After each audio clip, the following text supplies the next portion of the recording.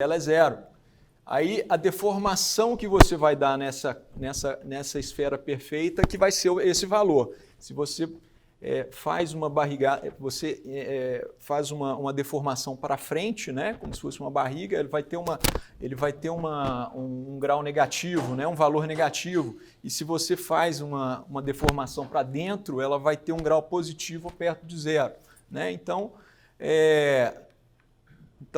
quando se fala num Q, né, que é a esfericidade, um Q, quando fala num número, você tem que ter na cabeça uma córnea, né? Então, -2 é uma córnea hiperprolada, -1 uma córnea prolada, -0,23 uma córnea próxima do normal e uma córnea positiva ou zero, ela é uma córnea oblada. Então, sempre que se fala num número, um número de Q, você tem que ter na sua cabeça um tipo de córnea, né?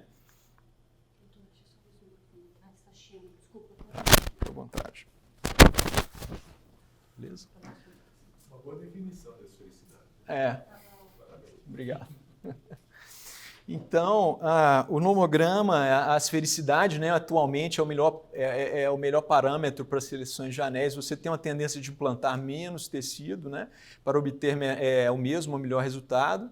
E o valor de Q ela é considerado aí uma qualidade visual, né? Então, qual o papel da elevação posterior, né, no nomograma? O que acontece é que o mapa sagital, o mapa da frente da córnea, ele apresenta inúmeros fenótipos, né, diferentes e muito difíceis de ser avaliados, né? Então, é a parte da córnea que deformou primeiro, ela está mais deformada. Então, muitas vezes é difícil, alguns médicos, vários médicos, ter uma unanimidade de classificação, né? Então, você tem vários aí. Então, o que a elevação posterior fala é o seguinte, é uma forma de facilitar identificar padrões do mapa que correlacionam aos mapas sagitais. São padrões mais fáceis de classificação, né, quando comparado ao mapa sagital, né? Então, vai ter melhor reprodutibilidade e melhor concordância entre os médicos, né?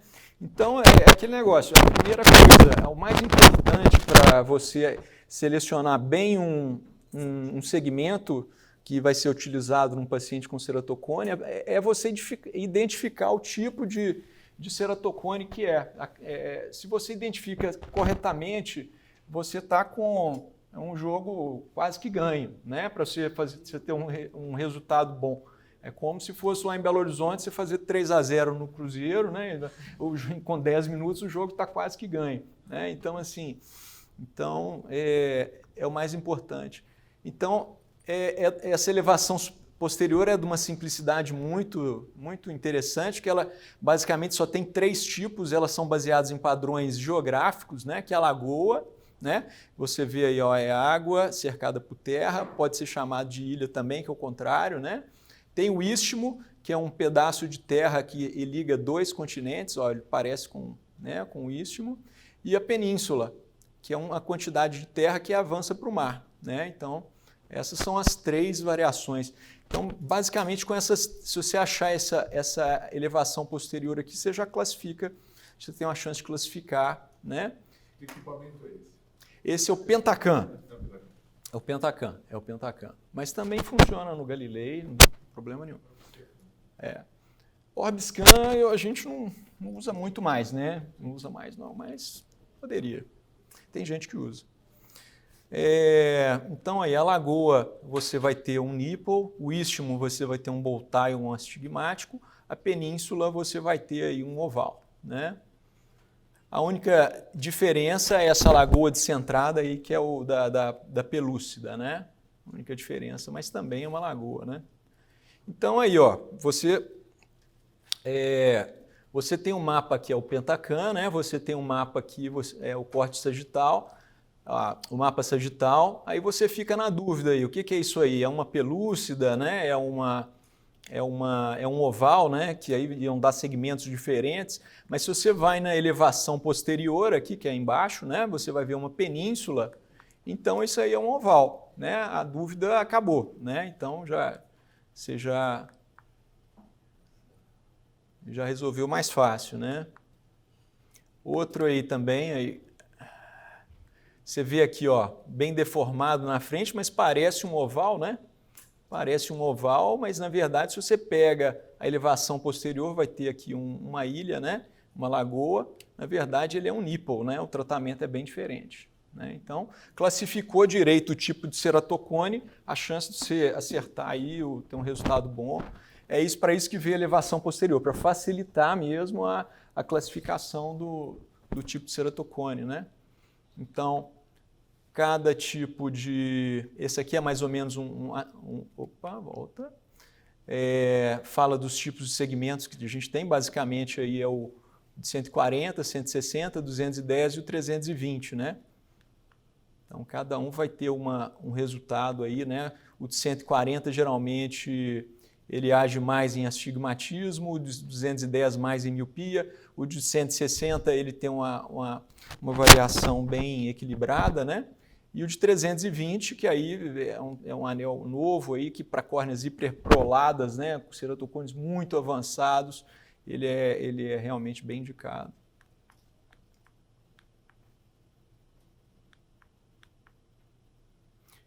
Então, é aquilo que eu falei, a primeira coisa é o nomograma, é os guias gerais. Primeira coisa, decidir o tipo de ceratocone, né?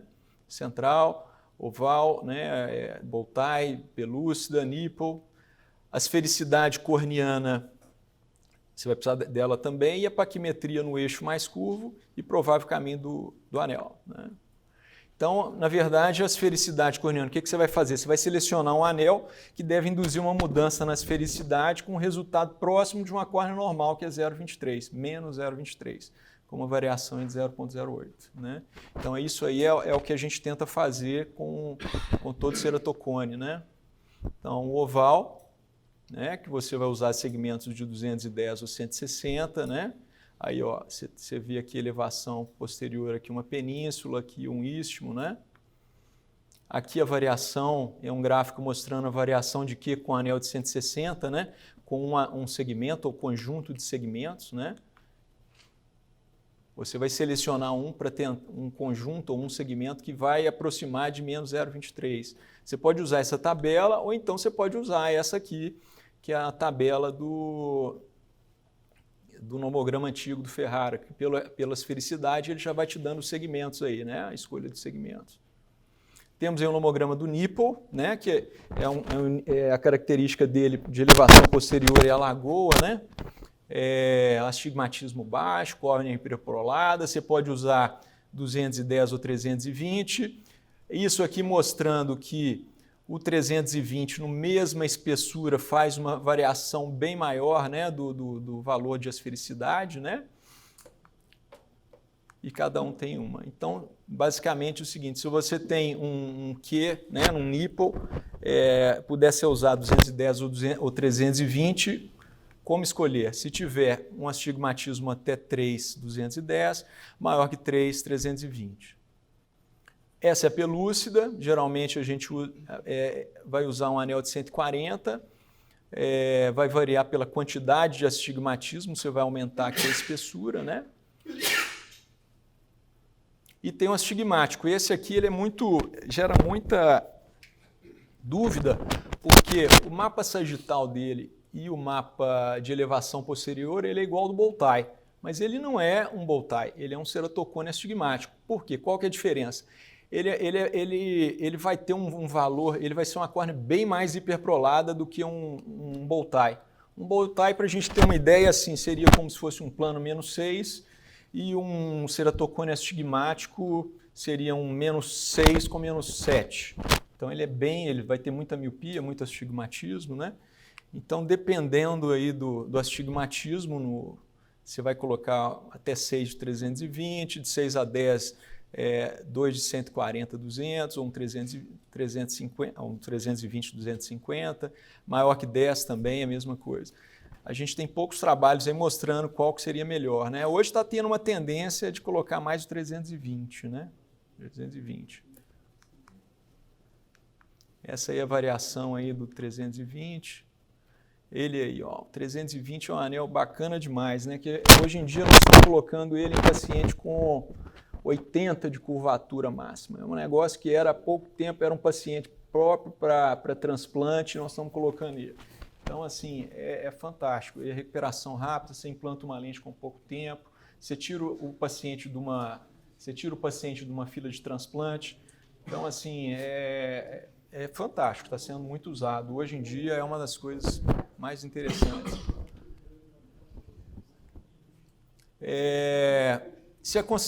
Um segmento ou um par, isso aí é básico, né? Não deve deixar a esfericidade bem acima, né, de menos 0,3, ou seja, evitar córnea oblada. Né? Se ele for deixar córnea oblada, bota um segmento menos espesso. Né?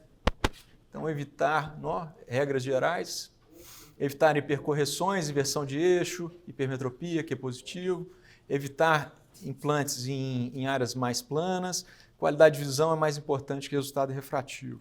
Isso aí é meio... Quem mexe muito com alta miopia sabe que um resultado de alta miopia deixa uma córnea sempre muito oblada, né? E os pacientes, quando você tira muita miopia do paciente, ele fica satisfeito, né? Então, assim, às vezes isso aí é uma coisa que a Ferrara fala, mas eu às vezes não sigo, não. Às vezes eu prefiro tirar a miopia para deixar o paciente com uma correção visual sem correção melhor, do que deixar a córnea mais próxima do que de menos 0,23. Então, assim, quando você tira muita miopia do paciente, mesmo que a qualidade de visão dele seja pior, ele vai ficar satisfeito. Isso aí, quem faz miopia, né, sabe quem faz alta miopia sabe disso, né? Ninguém reclama tanto. Na hora que ele tá lá, tirou 10 graus de miopia, ele não vai falar, eu tô com a córnea menor, a qualidade baixou, eu não quero, né? Não existe isso, né? Não existe mesmo, né? Então, isso aí. Esse aqui é mais ou menos um resumo que eu fiz, acho que foi 1 ano e meio atrás, eu vim na LaserView, foi para dar uma aula também aí de anel. Aí eu fiz esse resumo aqui para dar essa aula, eu mostrei lá. Aí o pessoal gostou, virou o nomograma do Ferrara, né? Virou o que é hoje distribuído aí para o Brasil todo aí, né? Então, tenho um orgulho de ter participado disso aí, já mostrei para todo mundo, mostrei para minha mãe, ela não entendeu nada, achou lindo, mas não entendeu nada. Falou, minha filha, quanta cor, e aí quanto amor também, né? Quanto amor. Então, assim, foi para mim uma honra estar no mundo todo aí, para mim foi muito legal. Então, essa primeira parte é uma parte aí de um resumo bem corrido aí, né, Ferrara, né, para você selecionar bem os segmentos, né? Mas a vida não acaba depois que você coloca o anel, não, né? A vida segue, né? Então, a correção, você saber manejar esse paciente no pós-operatório, para mim, é hoje mais interessante do que o segmento. Porque o segmento, igual eu falei, o nomograma do Ferrara é muito simples, né? Você entende fácil, você pega ele fácil. Não quer dizer que ele não funcione, e não quer dizer que ele por ele ser simples, não quer dizer que ele não foi difícil de ser feito, né? É igual eu falo com o Paulo direto, ó, o seu nomograma é fácil igual fritar ovo, né? Então, assim, todo mundo frita ovo, né? Quem sabe, todo mundo frita ovo bem aí, né? Mas eu só aprendi a fritar ovo depois que eu vi 2 chefes famosos aí, 2 técnicas famosas, depois da genialidade deles de fazer a coisa simples, e para mim ficou muito fácil, né? Então, é simples, mas não quer dizer que foi fácil, né? É muito inteligente aí do negócio. Então, essa correção, né, de grau residual, pós o anel, é mais ou menos como eu faço, né? Então, o bom dessa aula aqui é que tem muita gente aí aqui que mexe com laser, né? Com refrativa. Então, eu queria apresentar essa minha amiga aí, a Ká, né? Casada, que foi namorada do meu outro amigo, Dr. Minhoca, e operou de refrativa 12 anos em Belo Horizonte com um outro colega, e estava morando na França, me ligou falando que queria fazer estava voltando de férias, queria fazer uma avaliação da refrativa dela, que se eu poderia, eu atendi ela, né? E aí eu queria mostrar uma coisa para vocês aí, ó. Aí ela aqui, ó, em 2015, né, ela tinha operado há 12 anos, em 2003, 2004, O resultado da refrativa dela tinha uma miopia aí de uns 3, 4 graus, foi esse aqui, né? Um resultado excelente, né? Aí eu perguntei para ela qual a refração que você fez, qual o tipo de cirurgia que você fez, PRK ou LASIK. Ela não soube responder, e aí eu fui para a lâmpada de fenda, né? E aí, quem pode dar uma dica aí? Paulo, Marcelo, especialistas aí em refrativa, quem pode falar e que tipo de cirurgia foi essa? Para correção de miopia aí. Hã? Né? E aí, alguém chuta alguma coisa aí? Temos Oi? Será? 2003? Belo Horizonte já tinha, hein? Aí, de novo aí, ó. O que vocês acham? Tem um radial? É a mira? Parece. Pode ser. Será? Será que foi o anel? Para miopia, né? Então, alguém chuta aí? Hã? Valentim, e aí? O que você acha? O que foi? PRK, LASIK, qual que é? Foi um anel? Pode ser. Aí eu fiz um desenho esquemático do que eu vi lá, talvez facilitasse lá. Olha lá, olha o desenho esquemático aí. RK. 2003, ela foi num colega lá em Belo Horizonte, devia ter uns 15 lasers lá em Belo Horizonte. O colega, não sei se perdeu, se estragou no dia, ele falou, eu não perco essa paciente.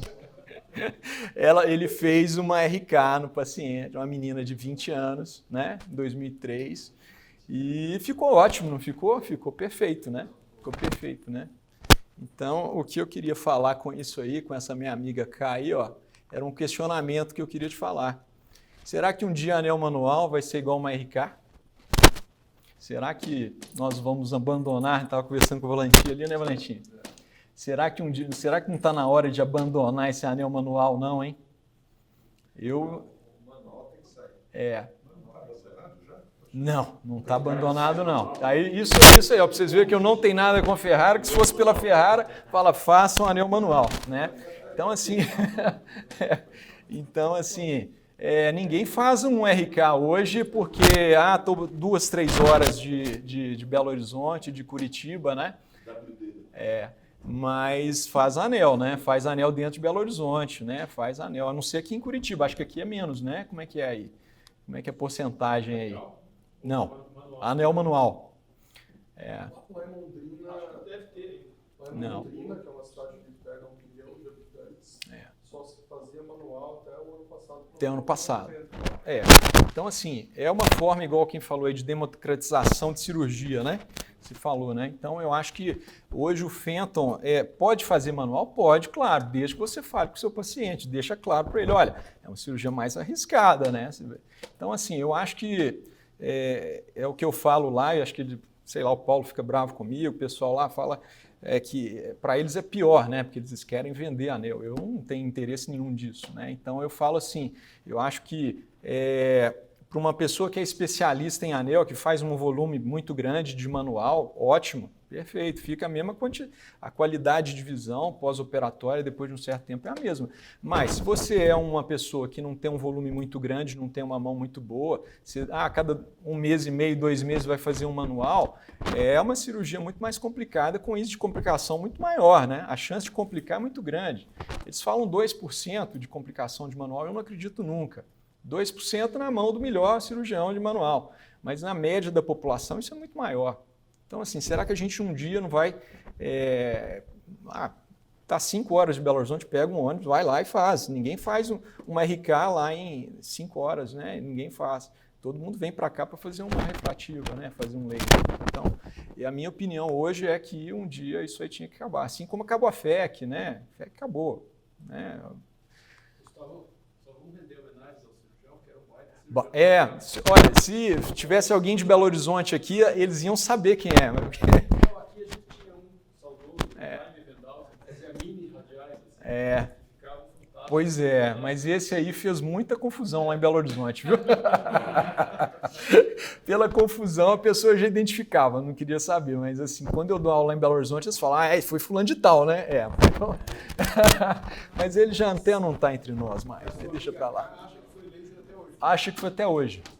Aí quando eu pedi, ela voltou de novo, falou, eu tinha esquecido de bater foto. Eu falei, não, gente, tem que bater uma foto disso aqui para mostrar, não é possível.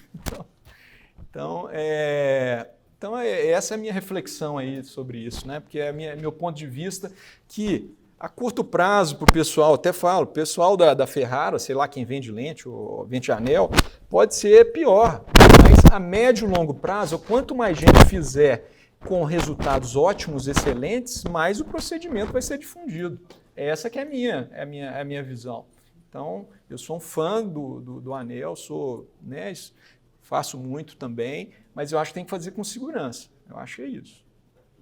E democratizar, né? Chega uma pessoa, faz uma vez por mês, vai lá, ele vai fazer o anel igual o Paulo Ferrara faz, né? Então, essa é a minha visão, né? Então, correção de grau residual, né? Pós-anel, óculos, né? Primeiro, como não fazer, né? Então, vamos contar uma outra história aqui, ó. Paciente de 21 anos, operada por mim em 2016, mas foi indicada por um outro colega. Ele retorna nesse colega, desejando operar o outro olho. Aí, chega aqui essa refração é dele, né? 3,5 com 1, 20,200, querendo operar outro olho. 20,100, desculpa. Aí eu falei, meu Deus do céu, por que essa paciente está querendo operar outro olho? Uma visão tão ruim assim, né? Eu falei, tá bom, está querendo, vamos pedir um Pentacam. Aí eu fui, fiz o Pentacam dela, uma visão aqui, ó, 46 por 47. Tá bom, tá ruim não. Falei, tá esquisito isso, né? 20/100, né, com uma topografia de 46, 47, quase normal, vamos ver. Aí o que aconteceu? A refração do colega, né, que estava menos 3, 20/100, o que ele fez? Ele fez uma refração sob ciclopegia. Isso eu vejo demais. Chega lá o paciente, ele dilata, já está dilatado direto, aí faz, a visão está péssima, 20/100. Aí o que acontece? Aumenta muitas aberrações e gera baixa de visão, né? Então, o que aconteceu com esse colega aí, ó? Esse foi sobre cicloplegia, eu cheguei e fui fazer uma refração nele, sem dilatação, aí, ó, sem dilatação ele era 20/60, né? Então, aqui, como é que ele podia ser com esse grau todo, 20/100, com 20/60 ele estava. E aí eu fiz uma refração 20/30. Então, quer dizer, a pessoa estava bem, né? Mas o colega chegou lá falando, olha, tá mal, você querendo operar. Outra coisa, como não fazer, olha aí para você ver, ó. Outro paciente, outro colega meu, ó, plano -4, o paciente já tinha feito anel nos 2 olhos, estava 20/70, né? Então, assim, ó, o colega falou, talvez tem que trocar o anel, o que eu posso fazer? Estava dilatado também, esse colega da retina. Chegou lá dilatado, olha lá, 20/40 sem correção, olha a refração, plano -0,5. Outra coisa, outro paciente dilatado. Então tem que tomar cuidado com isso. Eu vejo isso direto acontecendo, né? Então, um outro paciente ainda, ó, esse aí, ó, fez anel no olho direito e transplante penetrante no olho esquerdo. Aí chegou de novo, plano 20/200, visão ruim, né? Dilatado de novo. Aí eu pedi os exames que eram em outra clínica, que era o Pentacam, que não tinha nessa clínica aqui. E aí ele chegou e por um acaso ele tinha sido atendido por um outro colega em 2011. E o outro colega aqui, o olho direito, ele falou assim, ó, não melhora, mandou transplante de córnea, CP. Né? Aí o que eu fiz? Fui ver a visão dele sem correção, 20/30 sem correção. E o olho esquerdo, que não tinha sido operado, olha lá como é que estava aqui, ó, era o que tinha um transplante, né? Olha para você ver. 20/30, o que eu fiz nesse paciente? Olho direito, nada. Olho esquerdo, eu fiz um anel pós-transplante. Né? Então, esse cuidado tem que se tomar bastante. Então, luz acesa, sempre quando você vai avaliar um paciente, luz acesa e não dilatado. É o contrário do que a gente faz em todo paciente nosso, que chega dilatado e a gente põe no escuro. Então, a pupila dilata demais, muita aberração, a visão não está boa. Eu imagino que deve ter de gente usando lente de contato aí, de paciente ceratocônico, porque chegou dilatado, está lá, visão 20/80, está ruim, não melhora, tem que ser lente. Aí o médico não fez uma pós-refração nele, né, um pós-ciclo nele. E aí, às vezes, você vê resultados muito interessantes, que o paciente não precisava, né, de correção. Né? Então, isso aí é um cuidado muito importante, parece simples, mas eu vejo toda hora. Pessoa que não trabalha direto com anel. Né? Então, outra coisa sobre óculos, né?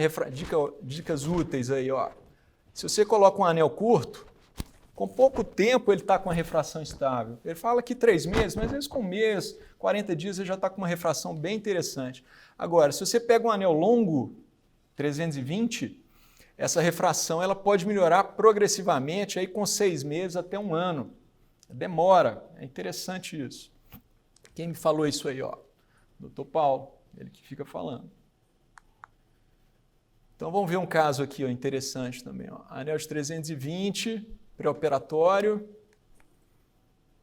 Esse paciente, com 3 dias, eu pus um 320, 250 nele. Com 30 dias, ele estava com essa refração, menos 6, com menos 1,5, 20/50. Com 90 dias, a refração ainda estava com uma miopia muito alta, mas a visão tinha melhorado, 20/40.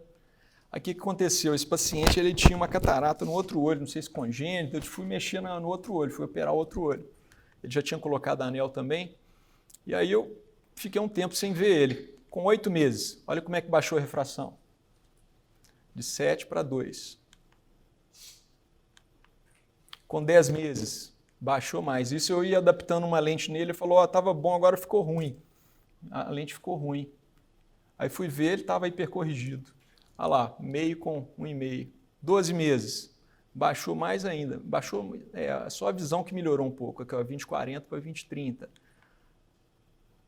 Aí, até que, com 14 meses, o que aconteceu com o paciente? Foi para o plano. Quer dizer, o paciente ele estava com menos 6 com 30 dias, né? Menos 6,5. Aqui, ó, menos 6,75 com 30 dias, depois de 14 meses ele melhorou. Então, assim, ele foi para plano.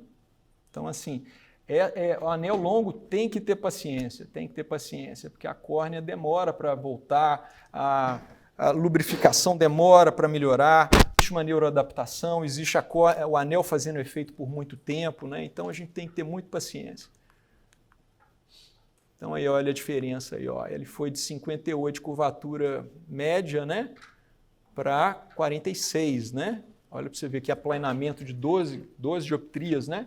Coisa fantástica, né? Muito bom mesmo. Esse outro paciente também foi um 250, olha para você ver, uma paciente de 50 anos, né? Olha a refração dela pré. 2,5, menos 2,5, e no outro olho, 7,5 com 1,5. Ela não usava lente, o óculos dela tinha que ser hipocorrigido aqui para não dar né, a diferença aqui, e ela estava lá sem nenhuma indicação até 50 anos de idade de anel. Né? Então eu coloquei um anel nela, olha para você ver, olha a refração dela com 30 dias, olha como melhorou rápido, né? De 7 graus, olha para você ver. E agora com 2 anos, olho plano. Né? Então, assim, a gente tem que mostrar esses casos bons, porque quem não mexe com ceratocone, com anel o tempo todo, não vê uns casos tão bons assim. Né? Então, é isso que eu vi lá no Paulo, que eu fiquei assim, nossa senhora, minha concepção de anel era outra. Então, quando eu comecei a ver os casos dele, que eu acho que eu acompanhava ele, eu falava, não é possível, mas não era essa a concepção que eu tinha. Então, o que eu gosto de fazer é isso, é mostrar esses casos interessantes. Né? Então, essa paciente aí também, depois eu operei o filho dela também, o filho dela está ótimo, não volta também, porque está bom, né? Igual refrativa, né? Então, dicas úteis aí, ó, para óculos, né? Primeiro que você tem que lembrar, olha aqui, ó, 89% dos pacientes que você implanta anel vão ter 20/40 ou melhor após o primeiro ano, com correção. Isso é um resultado fantástico. Quer dizer, quer dizer que a grande maioria dos pacientes vão ficar livres de lente rígida, né? É uma maravilha.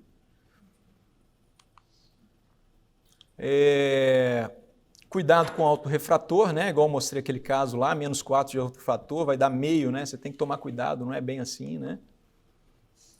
Alta miopia residual, né? O paciente, você vê que ele tem uma miopia muito alta, se você põe no autorrefrator, dá -3, -6, -9, dá uma confusão, você nunca tem uma refração, autorrefração tão boa. O que a gente faz muito é você botar ele, o paciente, no pinhole e começar a botar grau negativo nele. Aí você vai botar negativo até ele ficar com uma visão boa. Quando você tira o pinhole, geralmente é aquela miopia que ele vai ter. É mais fidedigna, né? Astigmatismo residual. Você pode basear, às vezes, né? Você não está conseguindo a autorrefração, você se baseia na topografia, né? Você usa o poder, 3,5, e você usa o eixo menos curvo, né? Então 3,5 a 180 aqui. Então já pode ser uma base aqui para você achar um óculos para o paciente, né? Então, às vezes eu uso muito cilindro cruzado, mas às vezes você não consegue, você gira o cilindro cruzado todo e não acha um grau, o eixo do paciente. Então, às vezes é bom você pegar ele, botar lá e mandar ele girar, né? Porque aí, ele vai, agora vai devagarzinho, quando ele botou uma visão boa, você coloca lá, né? Então, essa é uma forma aí também que a gente usa. E também o que é interessante, após achar o grau dos dois olhos, é interessante, às vezes, se colocar num óculos de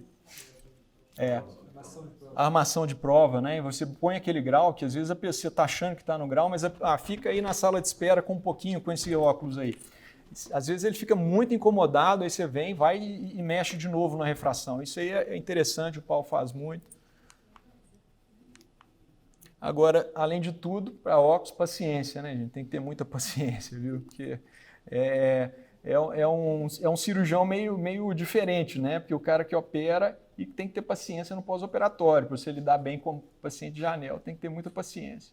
Então, é um cirurgião meio antagônico aí, né? Tem que ter essas duas habilidades aí, né? Que cirurgião geralmente não tem, né? Então, outro caso aí, refração nenhuma. O que é refração nenhuma? É quando os pacientes ficam planos, ficam sem grau no pós-operatório. Então, eles existem mesmo ou é coisa aí de reza brava, né? Então, assim, como é que é isso, né? Então, esse aqui é um trabalho do Pablo, lá da USP, né? Da USP, Pablo Rodrigues, lá de São Paulo. É um trabalho que ele apresentou num congresso há uns 4 anos atrás, o Congresso Mundial de Ceratocone, e que para mim foi um divisor de águas, porque ele começou a falar em que indicar anel para paciente com ceratocone inicial a moderado, que era uma coisa assim, ele falando para trás, pelo amor de Deus, você vai colocar anel em paciente com ceratocone tão inicial, isso é loucura, não sei o quê. Mas agora com o Phantom, por isso que eu sou fã do Phantom, a gente tem muita mais segurança, você consegue. Olha para você ver o resultado, a acuidade visual, desse trabalho dele, a acuidade visual sem correção, quando ele trabalha com paciente com ceratocones iniciais 20/35 sem correção e com correção 20/25. Né? O cara fica muito livre, né? A tal da visão útil. Quem falou de visão útil aqui hoje, né? A visão útil, o paciente ele tem que ter uma lente de contato rígida, ele tem que viver com aquilo, ou ele pode ficar independente com a visão um pouquinho abaixo? Isso aí é uma questão. Você tem que dar essa opção para o paciente também, né? Então, lente de contato, padrão ouro, geralmente pós-anel é uma lente escleral, né? Aí quando você coloca, se você associa, né, o anel de 320, né, que a gente usa aí em curvaturas até de 80, né, hoje em dia, não importa a curvatura, importa a espessura no trajeto de 5 milímetros que vai passar o anel. Se tiver, você pode implantar, não tem problema. Então, hoje em dia, quais que são os limites para a gente? É uma espessura corneana na região menor que 300 e cicatrizes muito extensas. Aí isso indica para transplante, né? Porque senão a gente consegue fazer uma correção, bota uma lente, o paciente em um mês ele está enxergando muito bem. né? Então, assim, associação entre anéis e lentes esclerais. Por que não só lente? Por que não só lente de contato? Né? Isso é uma pergunta, porque hoje com lente escleral você consegue adaptar basicamente em todo o ceratocone, né? Você consegue. Mas aí aquilo que eu falei, é da visão útil, né? Você tem que um 20-20 com lente de contato, que não se consegue usar, ou um 20-30, 20-40 com anel. Você tem que pensar nisso, a pessoa está livre, né? Isso foi o Marcelo Latojá que me fala, e ele fala também do uso, né, de lente de contato viável, né? Tem que ter conforto, né? Que muitas vezes não tem, tá? E a qualidade de adaptação também, lente mal adaptada pode levar à progressão de anel, né? Então, de cone, né? Desculpa. Então aí, ó, associação de anéis esclerais, né? Aí você tem que lembrar o seguinte, um ceratocone muito avançado, o coma gerado pela superfície posterior da córnea e as descentrações da lente não são corrigidos. Você tem, às vezes, uma adaptação de lente de contato boa com a visão ruim. A pessoa está lá, está bem adaptada, conforto, mas está mais ou menos, né? Então, existe muita aberração também. Então, essa aberração você entende bem aqui, ó, nesse meu amigo Marcelo Luiz, lá de São Paulo, Guarulhos. Você vê bem aqui, ó, olha que foto magnífica, né? Esse murundum aqui, ó, vai ter a lente aqui escleral, esse vão aqui entre a lente vai dar muita aberração. Então, olha a diferença aqui, como ele abaixou bem com o anel de 320, olha, né? É isso que... Então, você estabiliza mais a córnea, você regulariza mais e depois, se ele precisar, põe uma lente, né? Então, eu queria aproveitar, inclusive, que o Marcelo Lui ele vai fazer um curso avançado. Ceratocone está virando uma especialidade de oftalmologia, né? Então, esse curso é um curso teórico-prático de 240 horas, né? Com wet lab, com acompanhamento em ambulatório, com muitos casos, crosslinking, anel, né, lente de contato, tudo que você precisa hoje para ter, né, para você conseguir fazer uma boa conduta, né? Então tem temas muito interessantes aí, anatomia, exames, né? Tem teórico prático, wet lab, hands-on mesmo, né? Você conseguir botar a mão nos casos, né? Para conseguir virar um especialista mesmo, né? de ceratocone. E até um tema muito interessante, como montar um serviço de ceratocone, né? Isso é interessante demais, é muito legal. Então, quando você vai adaptar a lente, cuidado entre lios, né? Se você acha que vai ter que adaptar uma lente, não colocar uma lio tórica aqui, né? Óbvio, né? Porque senão a toricidade vai aparecer depois, você não consegue corrigir, né? Lentes contatos esclerais são padrão ouro, né? Mas existem outras possibilidades também. Eu uso muito isso aqui, ó. Então, aqui, ó. Alguém já ouviu falar dessa lente aqui, ó, Keratoconus, Keratogel, para adaptação? É uma lente gelatinosa, né? Com um perfil aí meio rígido. Isso aqui, para ceratocone virgem de tratamento, não presta, né? Visão muito ruim, eu não gosto. Mas pós-anel, que a córnea já funcionou, já foi regularizada, se adapta uma lente de contato gelatinosa no paciente e ele fica muito satisfeito. Né? Olha para você ver esse caso aqui, ó, o paciente tinha 76 de curvatura, eu adaptei uma keratogel nele, olha, com a lente ele ficou 20-30. Não é a lente ideal, mas aqui no Brasil, depois que o paciente pagou uma cirurgia, às vezes você oferecer uma lente de 4, 5 mil reais é complicado, não é fácil não. Não sei aqui em Curitiba, né? Mas em Belo Horizonte não é fácil. Tá? Então, esse não é lógico que aquele era um caso mais extremo, mas aqui, ó, qual que é o paciente ideal? Que é um paciente que com a refração ele ficou quase 20-20, com a miopia residual baixa. Aí você põe uma lente keratogel gelatinosa, ele fica super satisfeito. Não precisa... Quais são as vantagens dela? Lente muito barata, às vezes eu dou de preço de custo para o paciente na primeira vez, porque ele já fica bem adaptado, com 30 dias ele está enxergando bem, com uma lente gelatinosa, né, gente? O cara falou, ia para transplante, agora eu estou com uma lente gelatinosa, ele fica muito satisfeito, né? Então, ela não gera uma ceratite na região como as lentes rígidas corneanas, né? Você não precisa, você pode adaptar com um mês aí, não precisa estabilizar, porque elas são muito baratas, né? Qualquer coisa você troca com 2 meses, 3 meses, e beleza. Procedimentos refrativos, pós-anel. Associação de outros procedimentos, né? Por exemplo, se associar um anel com uma artesã, né? Olha para você ver a doutora Edna, ela ganhou um prêmio lá no Brascas esse ano, né? Ele pegou um paciente com 80 graus, de 15 anos, com 80 graus de dioptria, baixou ele para 56, depois pôs uma artesã e o paciente ficou com -3, né? O paciente ficou satisfeito demais. Agora, alguém já ouviu falar aí no HM? Quem já ouviu falar nesse Ferrara HM? Não? Isso aqui é um filão interessante, viu, gente? Esse paciente aqui, esse anel que está sendo aprovado agora, mas que já tem alguns, já deve ter uns 150 óleos implantados aí no Brasil em termos de pesquisa, ele é um anel, não é para ceratocone, ele é um anel para alta miopia com paciente com córnea fina. Ou seja, é um paciente que chegou lá com -7, -8, querendo fazer uma refrativa lá com vocês, e aí você deu pau nele, por quê? Porque ele tem uma córnea fina, né? Ele sai chorando, incomodado. Qual que é a opção dele? Uma artesã, né? Que é uma cirurgia muito mais cara, é uma cirurgia intraocular, né? Então, o que foi o pensamento? A gente colocar um anel de 320 na forma não do Ferrara, mas do Intax.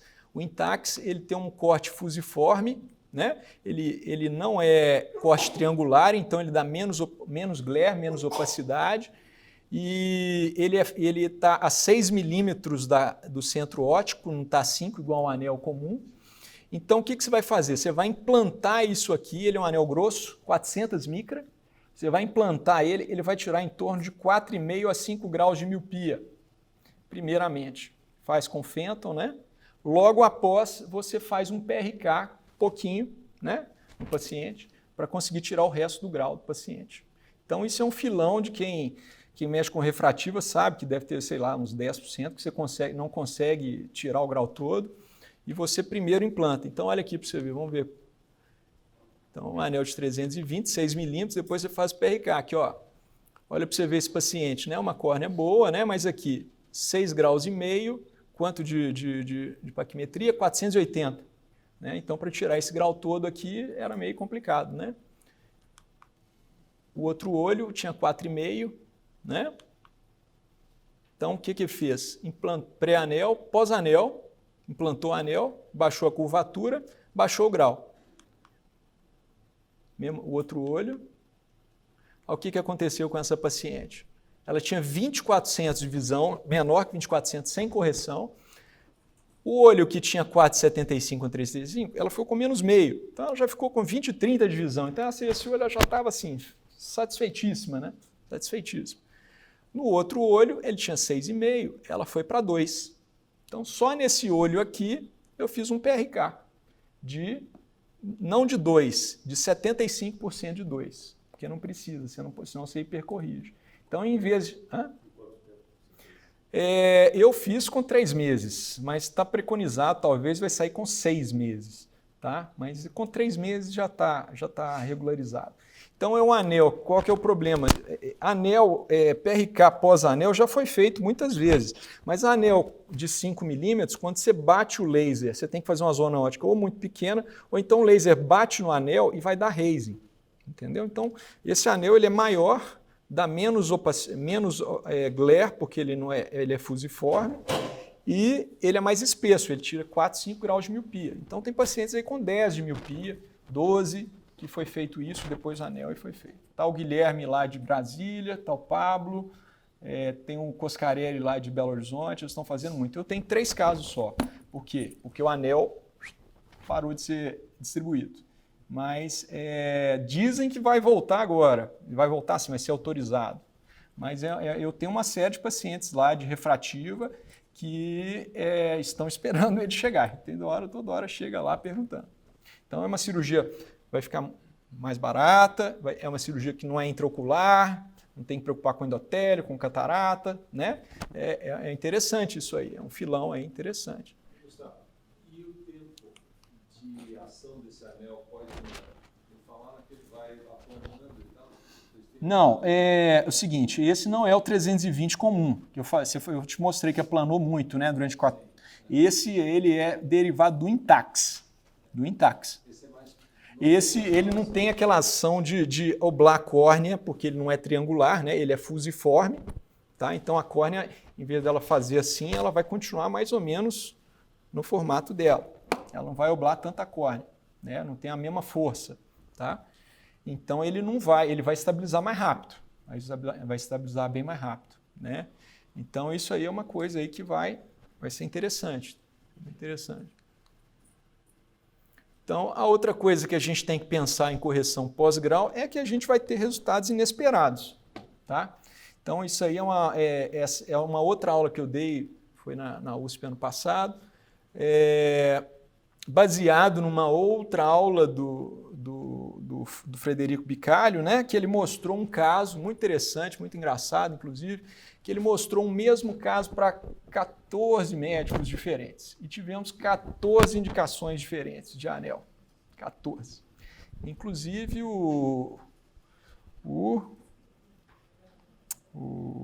do crosslink, o grego lá, como é que ele chama?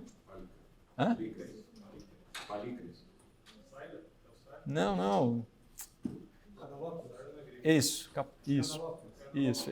Até ele respondeu e falou, não, anel de Ferrara não funciona, faz crosslink, entendeu? Então, assim, mas aí é o seguinte, o que isso quer dizer? Se o mesmo paciente teve 14 indicações diferentes, não quer dizer que resultado inesperado é uma coisa que é para todo mundo, né? Dependendo da experiência, né? Então, aí, as causas de resultado não são bem entendidas, a rigidez e a viscoelasticidade pode variar nos ceratocones. O implante de anéis em pacientes com topografias similares podem apresentar respostas diferentes. Então, quem mexe com anel tem que saber isso. Então, você teve um caso, ficou ótimo, mesmo outro caso igualzinho, você pôs o mesmo anel, hipercorrigiu ou hipocorrigiu. Então, esses resultados eles têm que ser levados em conta. Hoje, o paciente meu fala assim, eu falo para ele, todo nomograma ele é falho, ele serve para a maioria. Então, esse primeiro anel ele é uma tentativa de ficar do jeito que a gente quer. Se não ficar, eu troco. Eu ponho um grau mais espesso para corrigir mais, ou eu ponho mais fino para hipocorrigir, eu troco o tipo de segmento. Então, se você não fala isso no início, o paciente fala, o doutor errou meu segmento, errou a minha cirurgia. Então, mas se você deixa esse acordo com o paciente antes, ele pega com uma naturalidade muito grande. Ele age, né? Ele fica muito tranquilo sobre isso. Então, isso é interessante, isso você tem que ter em mente. Né? Você mexer mais nos pacientes.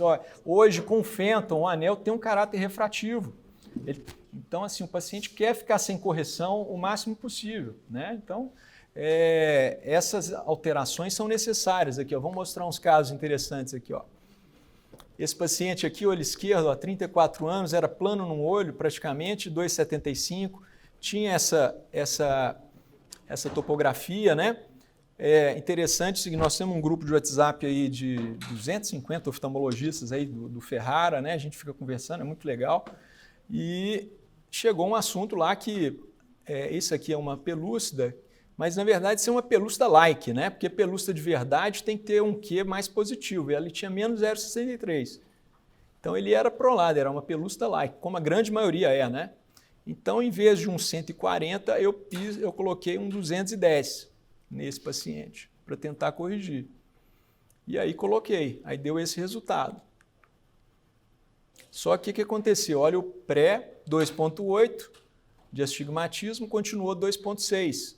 E o Q, que era negativo, ele ficou super positivo. Então, o que acontece? Ele fez exatamente o que um 210 espera. Ele não vai mexer no astigmatismo e vai positivar o Q, né? E aí, teoricamente, córnea prolada, má qualidade. Mas olha o resultado do paciente. Ele era sem correção 20/80, passou a 20/30. Então, a refração dele, com essa refração, ele ficava 20/25, né? Mas e aí? O que eu faço? Continuo com esse resultado, um resultado ótimo desse aqui, né? Grau baixo, né? Então, assim, mexo ou não, né? Aí é aquele negócio aí, o que você vamos fazer o VAR, né?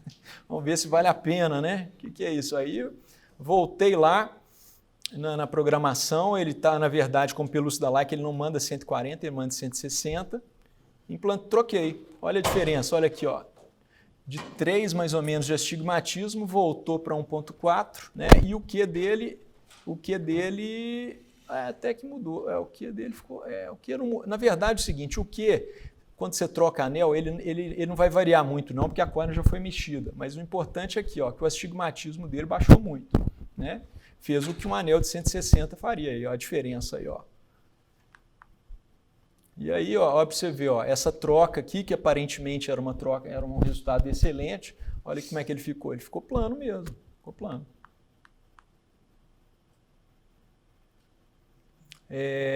Esse é um outro paciente que eu troquei também.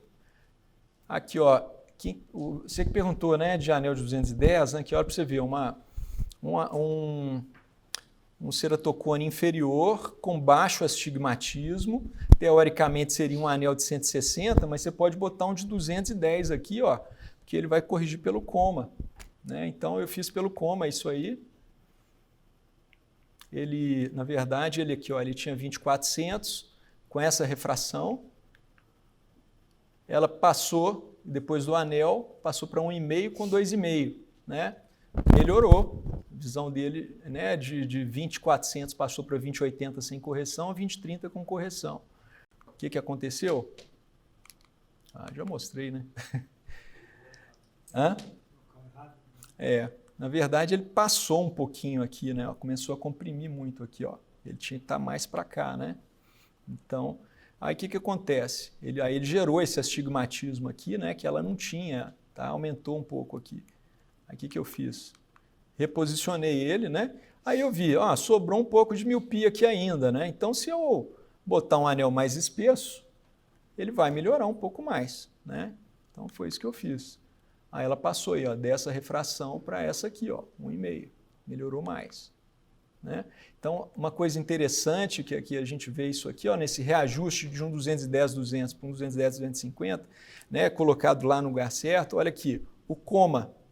Olha o coma dessa paciente, ela tinha uma miopia alta com um coma muito grande, né?